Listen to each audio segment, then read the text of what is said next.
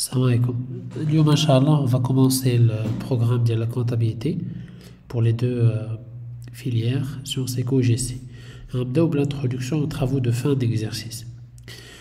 Donc, pour commencer notre cours, il faudrait bien comprendre le système de travail. Donc, pour l'introduction, ça fait bien en train de travailler l'exercice comptable, l'exercice N, qui commence le 1er janvier ou qui se termine le 31 décembre.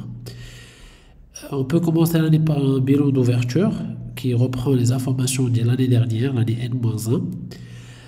Au cours de l'année, il y a plusieurs flux qui sont enregistrés au niveau de la comptabilité. Les flux qui sont enregistrés aux deux documents comptables, le journal et le grand livre. Bien sûr, lorsqu'on dit grand livre, on parle de compte schématique.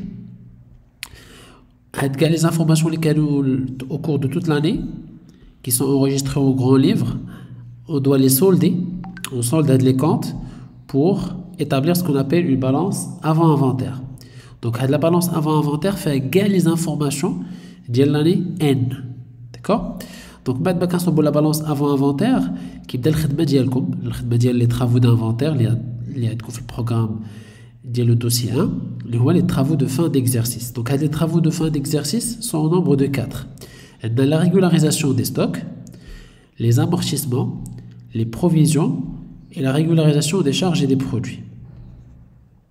Donc, les travaux d'inventaire sont des écritures comptables qui sont enregistrées au niveau du journal et bien sûr aussi au niveau du grand livre. On va toucher les comptes schématiques de l'entreprise.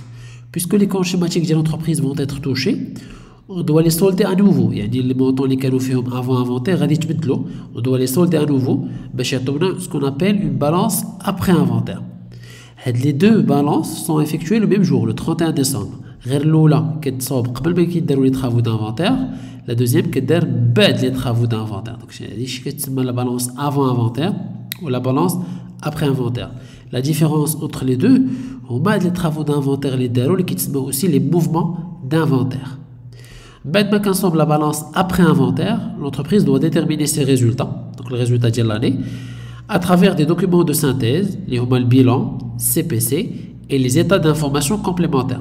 Donc les états d'information complémentaires qui est bzaf, maintenant le tableau des amortissements, le tableau des provisions, le tableau des immobilisations, etc.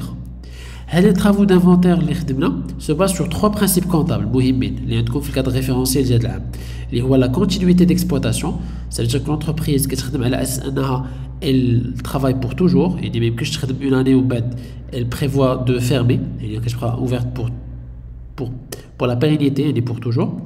Le deuxième principe, le prudence, le principe de prudence qui est là, l'entreprise prévoit un gain probable, l'entreprise ne doit rien faire.